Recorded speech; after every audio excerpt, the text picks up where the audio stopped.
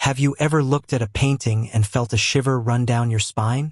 A feeling that the eyes in the portrait are not just pigments on a canvas, but are somehow watching you? What if a work of art could do more than just watch? What if it could bear witness to a crime, and its creator's final, desperate act was a brushstroke of accusation? Tonight, we delve into such a story where oil and canvas become the only testimony in a high-stakes murder investigation, where a hidden face in an unfinished masterpiece holds the key to a chilling truth. It's a tale of genius, obsession, and a past that refuses to stay buried. But before we pull back the sheet and reveal the secrets hidden in the artist's studio, I want to ask you to do one small thing. If you enjoy stories that unravel mysteries and explore the darker corners of human creativity, please take a moment to hit that subscribe button below and ring the notification bell. It truly helps the channel grow and ensures you won't miss out on our weekly tales of mystery and suspense. Ready? Now, let's step into the studio of the condemned artist Julian Croft. The air is thick with the scent of turpentine and death. The scent of turpentine and linseed oil was the first thing that hit Detective Miles Corbin. It was a thick, cloying perfume that clung to the back of his throat, a scent he associated with quiet Sunday afternoons spent at the City Museum, a lifetime away from this. Here, in the cavernous, light-drenched studio of the artist Julian Croft, the smell was not one of creation, but of an abrupt and violent end. It was the ghost of art, hanging heavy in the air of a tomb. Miles, a man whose 40-something years were etched in the lines around his eyes and the permanent slump of his shoulders, stood in the center of the room and took it all in. He was a man more comfortable with the stark, predictable geometry of crime scenes, the chalk outlines, the numbered evidence markers than the chaotic world of high art. And this place was chaos. Canvases, some monumental in scale, were stacked against every wall, their painted faces and landscapes seeming to watch the intrusion with silent judgment. Tubes of paint, crimped and tortured, lay scattered across the floor like discarded bullets. Brushes, stiff with dried pigment, filled jars and coffee cans, their bristles a rainbow of mute potential. Julian Croft, a name that commanded millions in auction houses from New York to Hong Kong, lay sprawled on a magnificent Persian rug. The intricate, centuries-old patterns of the rug were now marred by a new, brutally modern design in crimson. His lifeblood, a stark, shocking abstract, had soaked into the wool, the one creation he hadn't intended. The initial report from the responding officers had been succinct: robbery-homicide, a tragic, random act of violence in a city already drowning in them. But Miles, who had been a detective long enough to trust the dissonant hum of a crime scene that was lying, knew this was anything but random. This was personal. This was a statement. His partner, Detective Lena Petrova, was already at work. Younger, sharper, and with a mind that moved with the clean, cold logic of a computer algorithm, she was the perfect foil to his weary, intuitive approach. She saw the world in data points and evidence chains, while he saw it in stories and broken narratives.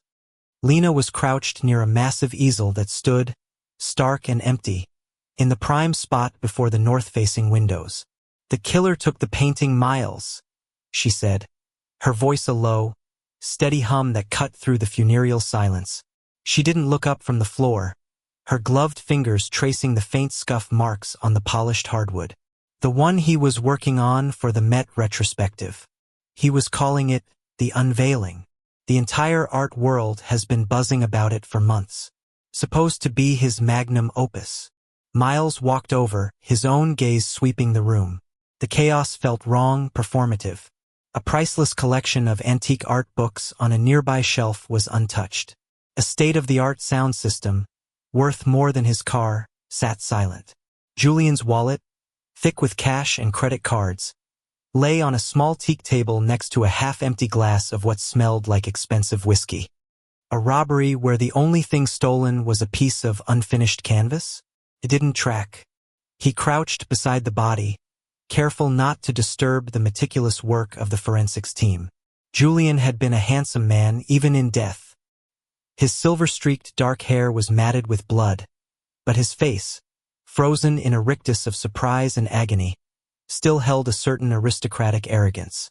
A single, broken paintbrush was clutched in his stiffening right hand, a final, futile weapon or a dying artist's last instinct. Or maybe, Miles mused, his eyes drifting from the body to a shadowy corner of the vast studio. The painting is still here. He rose and walked towards a large, oddly shaped object shrouded in a heavy, paint-splattered canvas drop cloth. It was set apart from the other works, almost as if it had been quarantined. Lena rose to her feet, her curiosity piqued, and followed him. They exchanged a look, a silent agreement that this was the discordant note they'd both been sensing. With a shared breath, Miles reached out, his fingers gripping the rough fabric, and pulled. The cloth fell away in a soft whoosh, revealing not the grand, polished masterpiece the world had been expecting, but something far more raw, visceral, and disturbing. It was a portrait, but unlike any Julian had ever painted. His known works were characterized by a luminous, almost photorealistic quality. This was a maelstrom of violent, slashing brushstrokes, a tempest of muddy, furious colors. It was a canvas that screamed, and at its heart, a face. It was half-formed, a visage emerging from the swirling chaos of pigment as if being born from a nightmare. It was a face contorted in a silent shriek, the eyes one fully rendered, the other a mere sketch wide with a terror that felt so real, so immediate, that Miles felt an involuntary shudder. It was the face of Julian Croft. He had been painting a self-portrait, capturing the very moment of his own death. But it was the other side of the canvas that held the true horror. Where the killer should have been, there was nothing. A void, a deliberate, unnerving absence that seemed to suck all the light and life from the room. It wasn't merely unfinished. It was actively, aggressively empty. Julian, in his final moments, had painted his own murder, had captured his own terror, and had left the face of his killer as a chilling, taunting blank. "My God," Lena whispered, her usual steel-trap composure momentarily fractured. He wasn't painting himself. He was painting his killer's reflection in his own eyes. The revelation landed with the force of a physical blow. The painting was a dying declaration. The empty space was not an absence, but a challenge, a riddle left for them to solve. As Miles stared into the terrified, painted eye of Julian Croft, he knew this case would unravel him in ways he couldn't yet imagine. He was no longer just a detective sifting through physical evidence. He was now an art critic, a psychologist, a student of the human soul, and his only witness was a silent, screaming canvas. The investigation began, as it always did, with the concentric circles of the victim's life. And Julian Croft's life was a universe of orbiting bodies, many of them with their own gravitational pull of motive. First, there was the estranged wife, Isabella Croft, a woman carved from ice and ambition. She ran one of the city's most influential contemporary art galleries. They met her in her starkly minimalist office, a white cube where even the air seemed curated. She was flawlessly dressed, her grief as impeccable and restrained as her decor. She spoke of their complex relationship, of a recent thaw, a potential reconciliation. Julian was a difficult man, detectives, she said, her voice smooth as polished marble. A genius, of course, but genius is often volatile. We were finding our way back to each other. But a call to Julian's lawyer painted a different picture. A bitter, drawn-out divorce was on the verge of being finalized. Isabella stood to inherit a fortune, an empire built on the work of a man she claimed to be reconciling with, but was legally preparing to battle. Miles saw a flicker of something in her eyes when he mentioned the unfinished painting, not fear, but a cold, calculating curiosity. The curiosity of a gallerist assessing the value of a murdered artist's final, sensational work. Next was Cale, the protégé.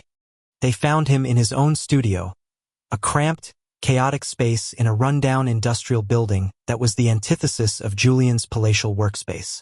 Cale was a storm of raw energy, with paint-stained hands, wild, untamed hair, and eyes that burned with a furious, resentful fire. He both worshipped and despised his mentor in equal measure. Julian? He was a god. Cale spat, slashing a streak of violent red across a canvas. And he was a monster. He built you up just to see how far you'd fall. He taught me everything, and then he made sure I knew I'd never be as good as him. Cale's alibi for the night of the murder was flimsy solo drinking binge, he claimed, with no one to verify it. His own paintings were filled with themes of betrayal, patricide, and rage. They were violent, emotional, and stylistically, disturbingly similar to the frenetic brushwork of Julien's final piece. He was the understudy desperate to take the stage, a classic motive as old as time. Finally, there was Serafina Monet, the owner of the prestigious gallery that represented Julien. She was the last known person to see him alive. Serafina was an enigma, a woman who moved through the cutthroat art world with the serene grace of a shark. She met them at her gallery, a temple of hushed reverence and astronomical price tags. "Yes, I saw Julien that evening," she confirmed, her gaze distant, as if recalling a scene from a film. "He was agitated, paranoid. He'd been like that for weeks. He believed someone was trying to steal his ideas, his legacy. We argued. I told him he was being dramatic." She paused, her eyes finally meeting Miles's. "It seems I was wrong." Each of them had a motive polished by greed, jealousy, or resentment. Each of them had a secret. And as Miles pictured their faces, he tried to sketch them into the void on the canvas. Any one of them could fit. The days bled into a week. The studio became Miles's second office. The unfinished portrait was their silent, unblinking partner.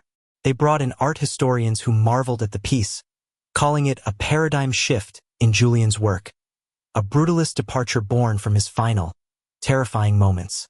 Forensic analysts went over the canvas inch by inch. They found traces of a secondary pigment, not used anywhere else in the painting, near the blank space, a color mixed and then wiped away. A first attempt?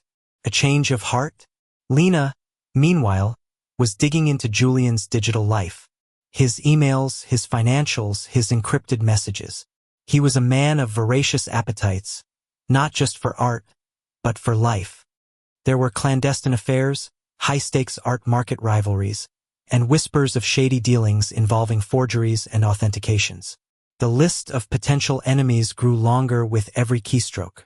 Miles, however, kept returning to the canvas. He felt that the answer wasn't in an email or a bank statement. The answer was in the paint. He spent his nights in the quiet, echoing studio, the city lights twinkling through the massive windows, trying to see what Julien had seen. He'd stare at the void, that terrifying, empty space, and try to will an image to appear, a face to emerge from the shadows. It was during one of these late-night vigils with a magnifying glass and a high-intensity lamp that he saw it. It wasn't in the violent foreground or the terrifying face of the victim. It was in the background, almost entirely obscured by a chaotic swirl of dark ochre and Payne's gray. A faint, barely perceptible symbol, no bigger than a thumbnail, scratched into the wet paint with the wooden end of a brush. It was a symbol he'd seen before in a folder of Julien's juvenilia, sketches from his art school days in Paris, a portfolio he had initially dismissed as irrelevant. It was a serpent, coiled in a perfect circle, devouring its own tail. The Ouroboros. In the context of a youthful sketchbook, it was pretentious symbolism. But here, scratched into the canvas as a dying man's last act, it was something else entirely. It was a signature. Not Julien's signature, but the killer's. It was a clue that pointed not to the present, not to the jealous wife or the ambitious protégé, but deep into a past Julien had tried to paint over, a past that had finally come back to claim him. The silent witness was beginning to speak, and its first word was a cryptic, terrifying whisper from long ago. The investigation had just been ripped wide open. The Ouroboros was a key, but one that opened a door into a past so deliberately buried it was almost mythical. Lena, with her relentless digital tenacity, was the one who found the lock. She cross-referenced the symbol with Julien Croft's known history, diving deep into archived Parisian art blogs, defunct online zines, and encrypted university records from the Sorbonne. After 2 sleepless nights fueled by caffeine and obsession, she found it. A single, digitized photo from a forgotten avant-garde magazine from the early 2000s. The photo was grainy, black and white, and dripping with youthful arrogance. A group of intense-looking art students posed in a graffiti-scarred Parisian alleyway. Among them was a younger, fiercer Julian Croft, his hair long and wild, a cigarette dangling from his lips. And on the wall behind them, spray-painted in stark black, was the Ouroboros. The caption beneath read, Les artistes de la chrysalide, the artists of the chrysalis. The chrysalis, Lena discovered, was less an art collective and more of a nihilistic cult. They were a small, radical group of art students who believed that true creation could only be born from absolute destruction. Their manifesto, which Lena managed to unearth from a password-protected deep web forum, was a rambling, pretentious, yet chilling document. It spoke of the aesthetic of decay, the sacrament of sacrifice, and the need to burn down the museums to let true art grow from the ashes. They practiced a bizarre form of performance art involving vandalism, self-harm, and ritualistic acts of creative destruction. It was the kind of youthful, ideological fervor that could either burn out or curdle into something truly dangerous. And at the center of this cult of personality was their charismatic, messianic leader, a man known only as Morpheus. He was the sun around which they had all orbited, and, according to the sparse records, he was dead. The official report, filed by the Parisian gendarmerie, was a single page. Suicide. Morpheus had jumped from the roof of their communal studio building during a chemically fueled creative session. The case was closed almost immediately, but the whispers and rumors that Lena found on old message boards told a different story. They hinted at a violent argument, a struggle, a pact of silence among the remaining members. Julian Croft had been there that night. He was Morpheus's most favored student, his Icarus, as the manifesto called him. A week after Morpheus's death, Julian had packed his bags, fled Paris, and completely reinvented himself. He shed his radical, destructive past like a snake sheds its skin, emerging as the polished, commercially viable genius the world came to know. He had never spoken of the chrysalis again. He had painted over his own history. The surviving members of the chrysalis were scattered across the globe, a diaspora of broken radicals. Miles and Lena began the painstaking process of tracking them down, hoping one of them would break the decades-old pact of silence. Their first contact was a performance artist in Berlin named Eva. She now lived in a state of self-imposed silence, communicating only through written notes. When Lena showed her a photo of Julian, and then of the Ouroboros symbol, Eva's hands began to tremble.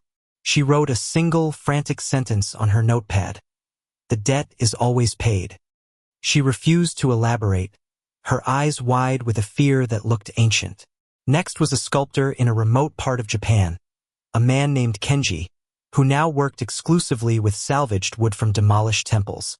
Reached via a crackling video call, he was calm, almost serene, but his words were heavy with a fatalistic dread. Julian flew too close to the sun, he said, his voice a soft rasp.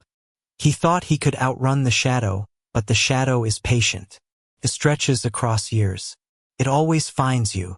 Each conversation was the same, a mixture of shock, fear, and a chilling, almost religious sense of inevitability. They spoke of Morpheus with a terrifying reverence, and of Julian with a kind of sorrowful contempt. He was the one who had escaped, the one who had sold out, the one who had broken the covenant. They were all still living in the shadow of a dead man and a night that had shattered their world. The most promising lead came from a name that appeared repeatedly in the old records.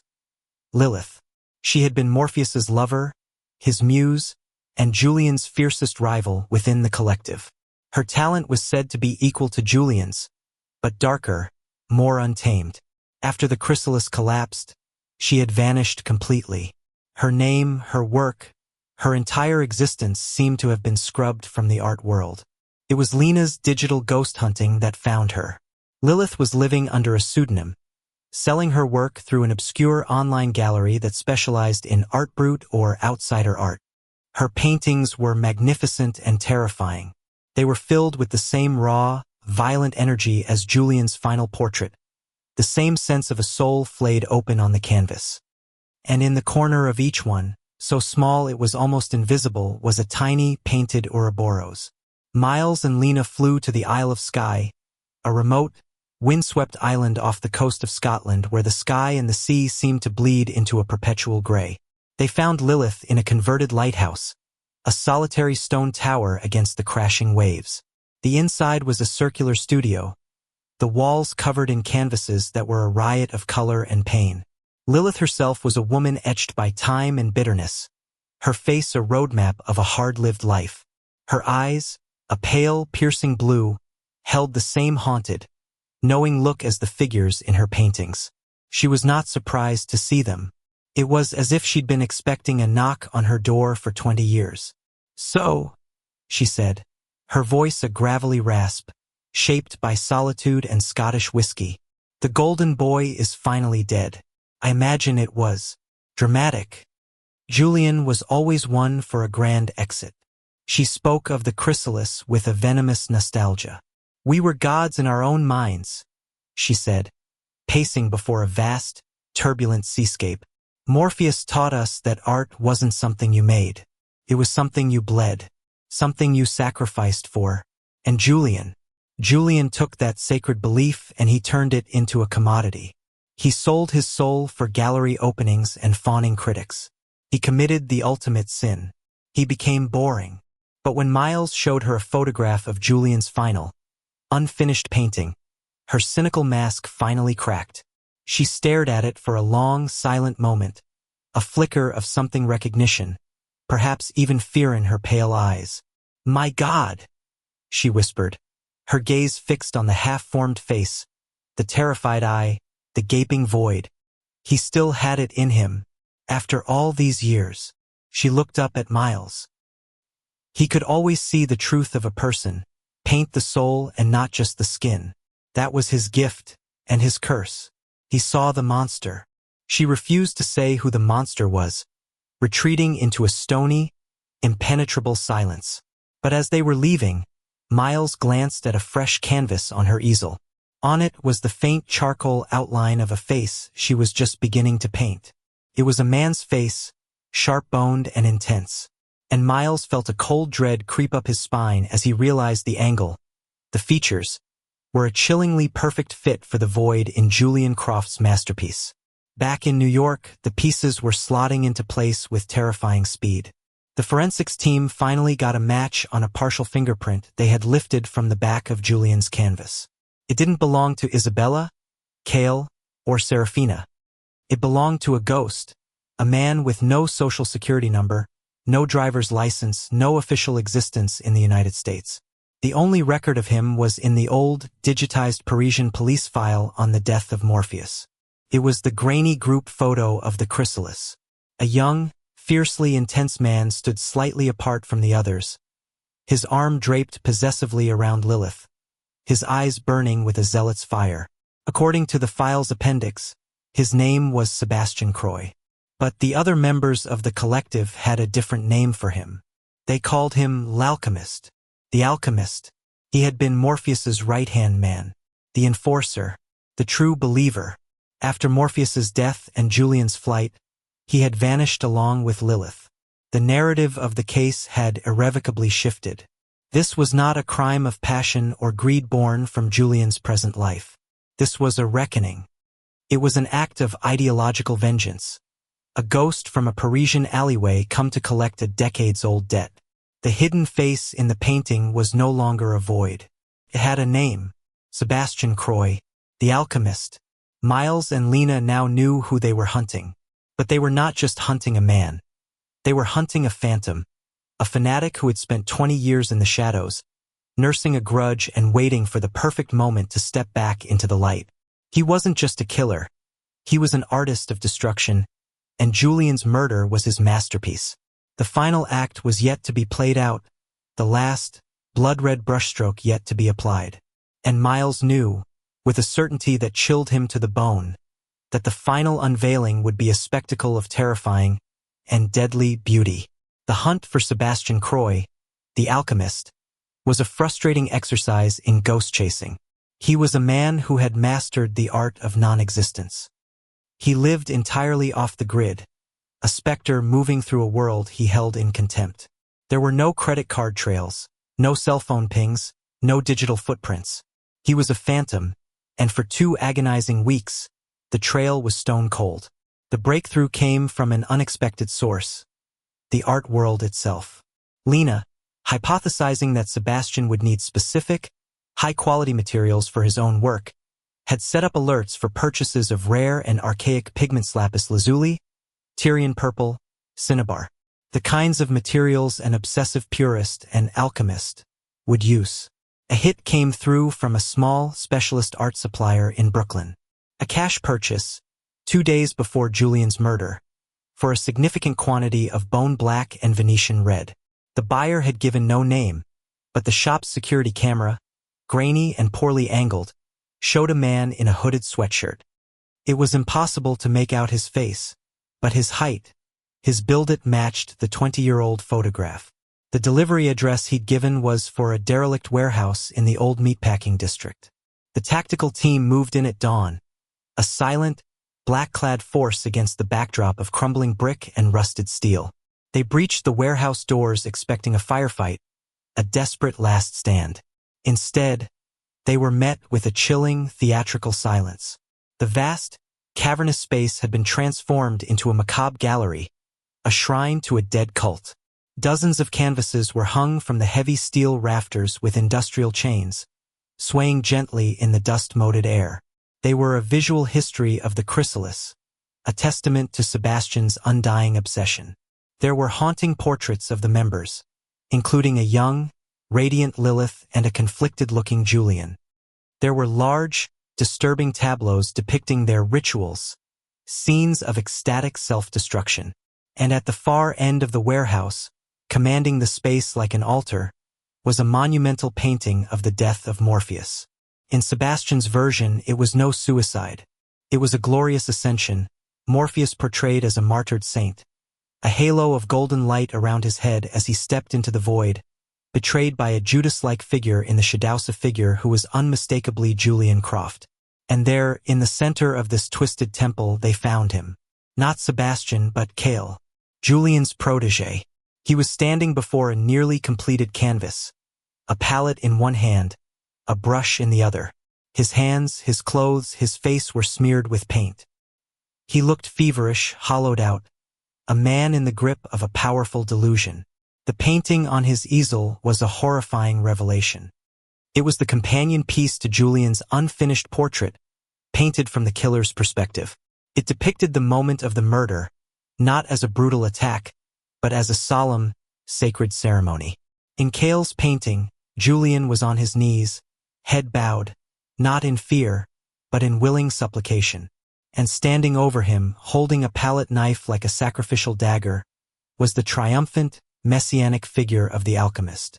Cale had painted the missing half of the picture. His confession came in a torrent of broken words, a story of a lost, ambitious young artist being seduced by a master manipulator. Cale had found Sebastiani, or rather, Sebastian had found him in an obscure online forum for radical artists. Sebastian had become his long-distance mentor, his guru, feeding his resentment of Julian, convincing him that his mentor was a fraud who had stolen the sacred teachings of the chrysalis. He had twisted Cale's mind until the boy believed that Julian's murder was not a crime, but a necessary act of creative purification, a piece of performance art that would cement Cale's place as the true heir to a revolutionary movement. He said it was the ultimate collaboration, Cale sobbed, his body trembling. A diptych of death, the victim's perspective and the killer's. He said it would be our masterpiece. Cale had been the one to let Sebastian into the studio. He had been the one to help stage the scene. He was an accomplice, a willing pawn in a decades-long game he never truly understood. But he wasn't the one who held the knife. The true artist of this grotesque creation was still at large. And as Cale spoke of Sebastian's grand plan, a horrifying realization dawned on Miles and Lena. The final act was not Julian's murder. It was the unveiling of the completed diptych.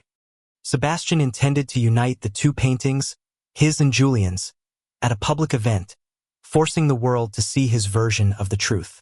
And the venue for this grand, perverse exhibition was Julian Croft's own official memorial, scheduled to take place that very evening at the Metropolitan Museum of Art. The memorial was a somber, high society affair. The art world's elite, dressed in funereal black, moved through the museum's grand hall, their hushed conversations a mixture of genuine grief and ghoulish speculation. On a specially erected wall, illuminated by a single dramatic spotlight, hung Julian's final painting.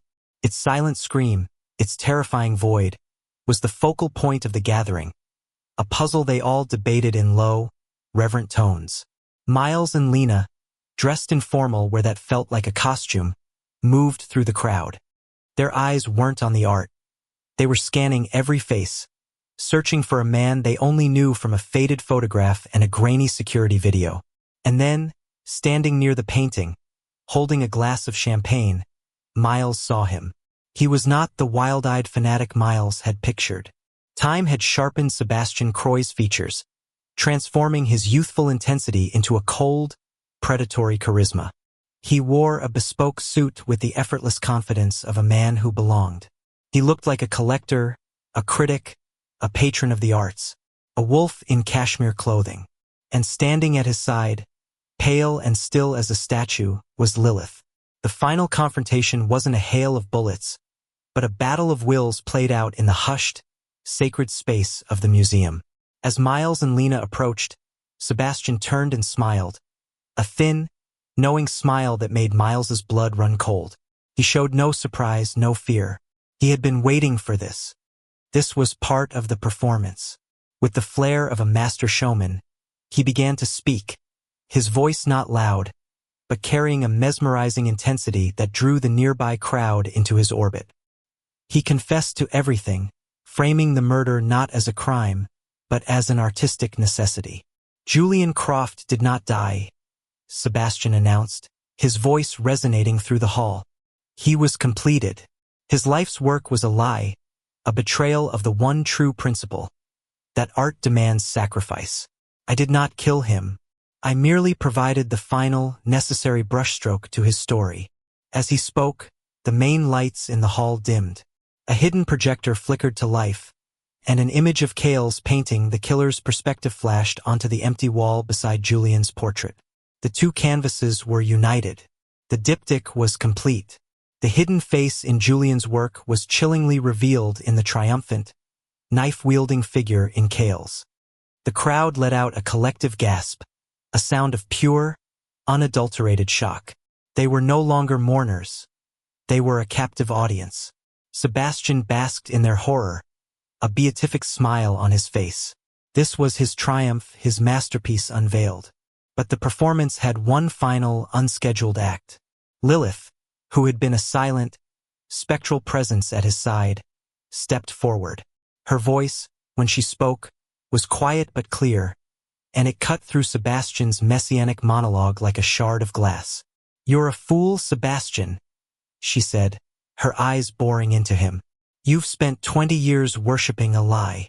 She turned to the stunned audience, to the detectives, and she told the truth, the real truth of that night in Paris. Morpheus had not been a martyred saint. He had been a charismatic psychopath, a manipulative tyrant who abused his followers, stole their work, and pitted them against each other. His death was not a suicide, nor a glorious ascension. It was an act of desperate self-defense. He had attacked Lilith in a drug-fueled rage, and the others, including a young, terrified Julian Croft, had pulled him off her. In the struggle, Morpheus had stumbled and fallen from the roof. "It was an accident," Lilith's voice cracked with the weight of 20 years of silence. "A pathetic, sordid end to a pathetic, sordid man. Our pact wasn't to protect some sacred artistic ideal. It was to protect ourselves from a murder charge. Julian didn't flee because he was a traitor. He fled because he was haunted. And you were too blind with hero worship to ever see the truth." The revelation struck Sebastian with the force of a physical blow.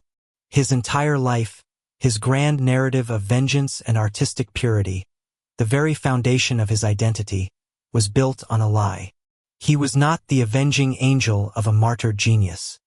He was the delusional, fanatical disciple of a common abuser. The confident artist vanished, replaced by a hollowed-out, broken man. His masterpiece was a fraud. In the end, it wasn't the police who defeated him. It was the truth. The final, hidden face wasn't that of a killer, but of a fool. The aftermath was quiet. Sebastian and Cale were taken into custody, their twisted collaboration now evidence in a straightforward murder trial. The art world, after the initial delicious scandal, quickly moved on, eager to bury a story that reflected so poorly on its own capacity for obsession and self-deception. Miles Corbin kept a photo of Julian's painting pinned to the corkboard in his office. The case was closed, the void on the canvas had been filled. But the painting's power remained. It was a permanent, unsettling reminder that the truth is never simple, that a killer can be a victim of his own story, and that the most terrifying monsters are the ones who believe they are gods. The Silent Witness had told its tale, a masterpiece of tragedy and delusion that would haunt him forever.